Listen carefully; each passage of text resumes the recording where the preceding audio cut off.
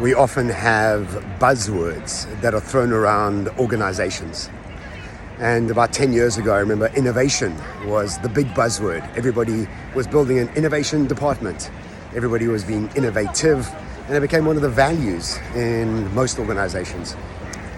Then about 6 years ago, the word disruption started to show up, and it wasn't good enough to be innovative.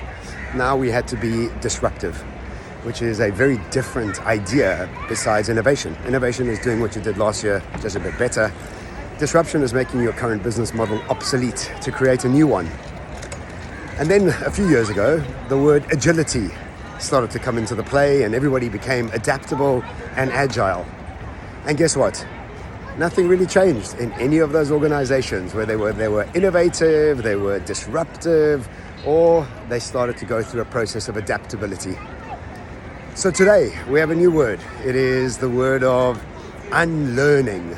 And what we've got to do now is go about unlearning to relearn. And I ask my audiences every time I speak. So we know the word unlearning. Everybody puts their hand up. And then I say, how do you go about unlearning? And then I get a blank stare. And so I ask you this question. How do you go about unlearning old behaviors, old patterns, legacy thinking, to be able to relearn what you need to relearn? And Alvin Toffler said it many, many years ago. He says the illiterate of the 21st century won't be the ones who cannot read and write, but the ones who cannot unlearn and relearn new skills. And this really comes down to AQ, our ability to be aware and adaptable as we go through into this future. So the idea of unlearning is really quite simple, not easy, but simple. It's this concept that we need to make our brains malleable.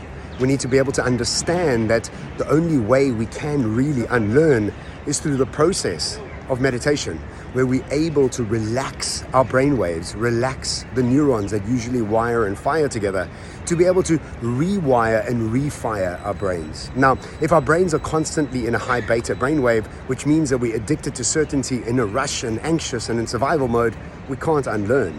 And in order for us to truly unlearn, what we need to do is move our brains into an alpha and theta state. And in an alpha and theta state, our brain neurons are actually more relaxed, literally more relaxed. And in that state of relaxed, we can start to unlearn new old behaviors and start to rewire and rewire new behaviors. So if you don't have a practice of meditation to help you unlearn, to relearn, to become more adaptable and aware into the future, you can have a little bit of trouble.